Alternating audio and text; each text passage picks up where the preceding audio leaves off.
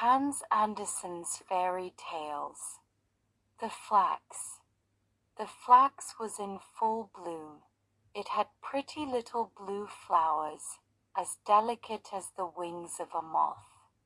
The sun shone on it and the showers watered it, and this was as good for the flax as it is for little children to be washed and then kissed by their mothers. They look much prettier for it, and so did the flax. People say that I look exceedingly well, said the flax, and that I am so fine and long that I shall make a beautiful piece of linen.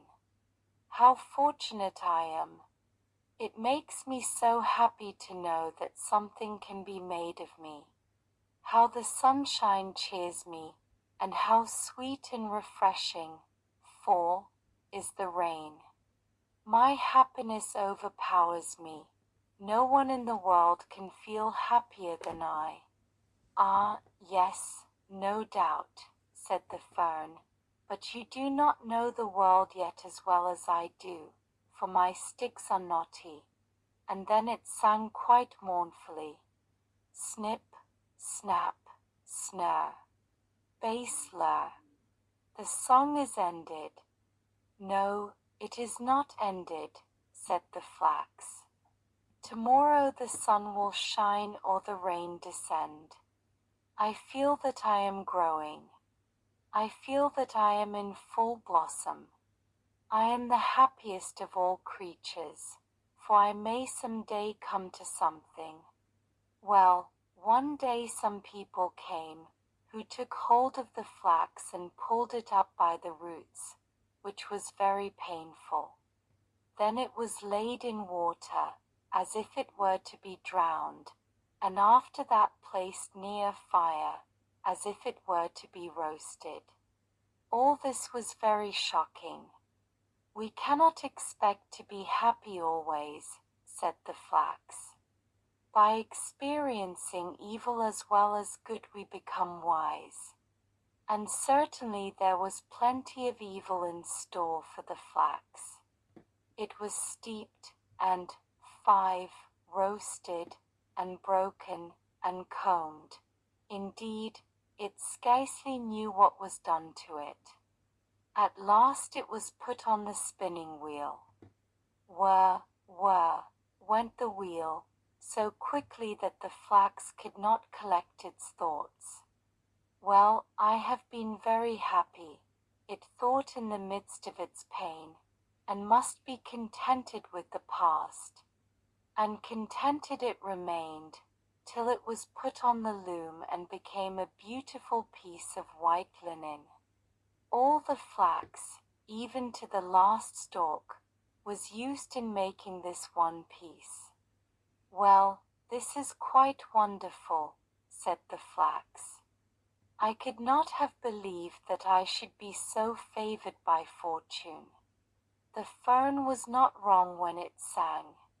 Snip, snap, snare. Bass lur. But the song is not ended yet, I am sure. It is only just beginning. How wonderful it is that, after all I have suffered, I am made something of at last.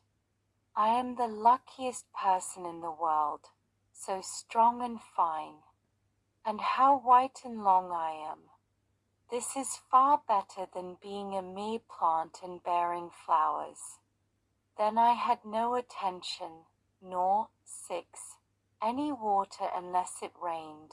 Now I am watched and cared for. Every morning the maid turns me over, and I have a shower bath from the watering pot every evening.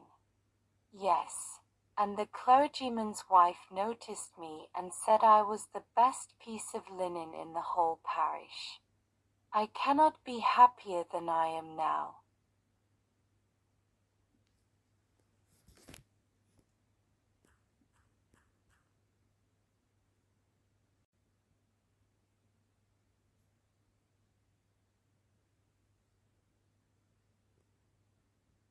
After some time the linen was taken into the house, and they're cut with the scissors and torn into pieces and then pricked with needles. This certainly was not pleasant, but at last it was made into 12 garments of the kind that everybody wears. See now, then, said the flax, I have become something of importance. This was my destiny. It is quite a blessing. Now I shall be of some use in the world, as every one ought to be. It is the only way to be happy. I am now divided into 12 pieces, and yet the whole dozen is all one and the same. It is most extraordinary good fortune. Years passed away, and at last the linen was so worn it could scarcely hold together. It must end very soon, said the pieces to each other. We would gladly have held together a little, 7, longer. But it is useless to expect impossibilities.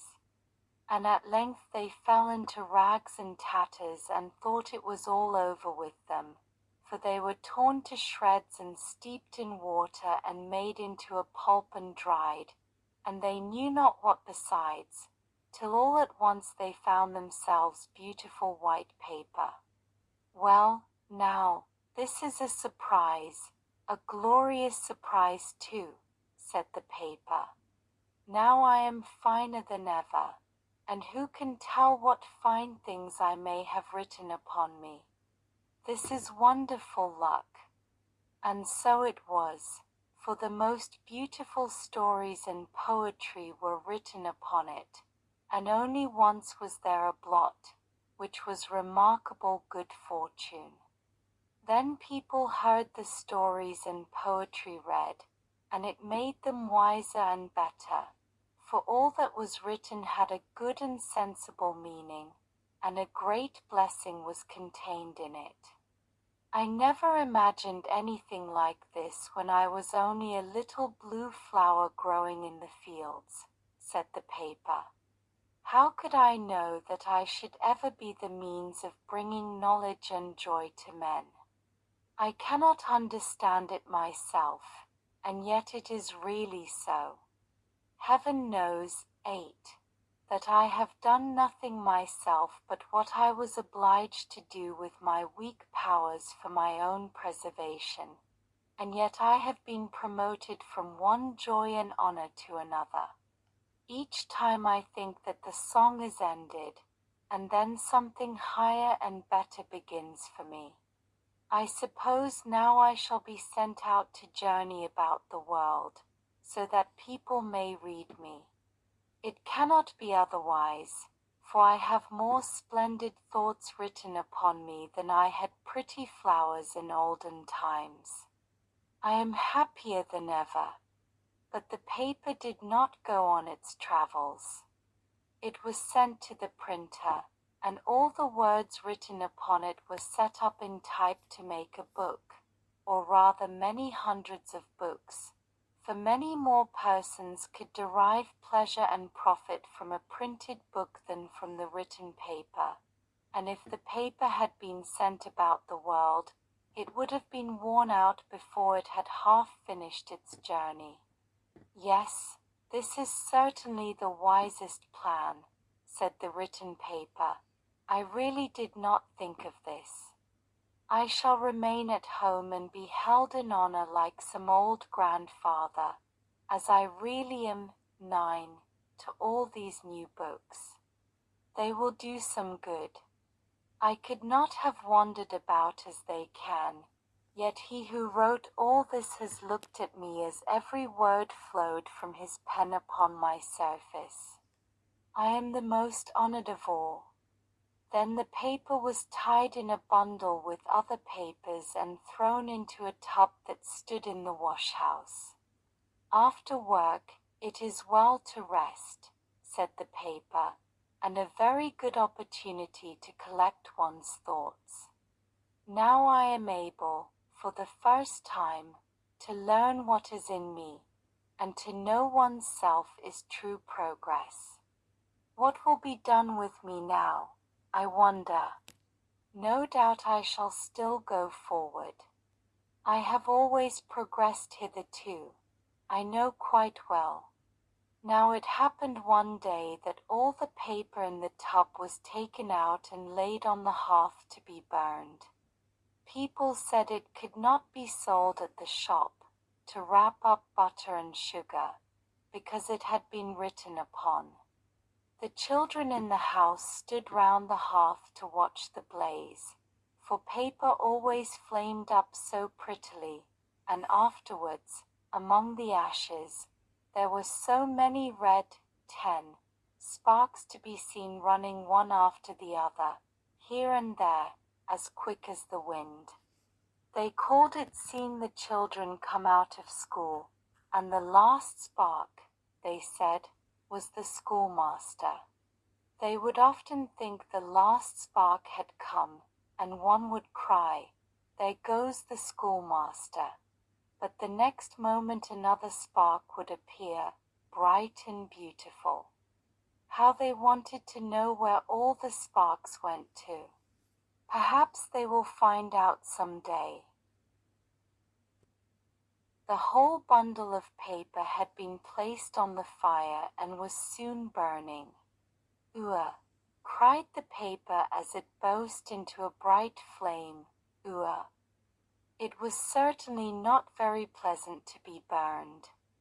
But when the whole was wrapped in flames, the sparks mounted up into the air, higher than the flax had ever been able to raise its little blue flowers, and they glistened as the white linen never could have glistened. All the written letters became quite red in a moment, and all the words and thoughts turned to fire. "Now I am mounting straight up to the sun," said a voice in the flames, and it was as if 1,000 voices echoed the words as the flames, 11, darted up through the chimney and went out at the top. Then a number of tiny beings, as many as the flowers on the flax had been, and invisible to mortal eyes, floated above the children.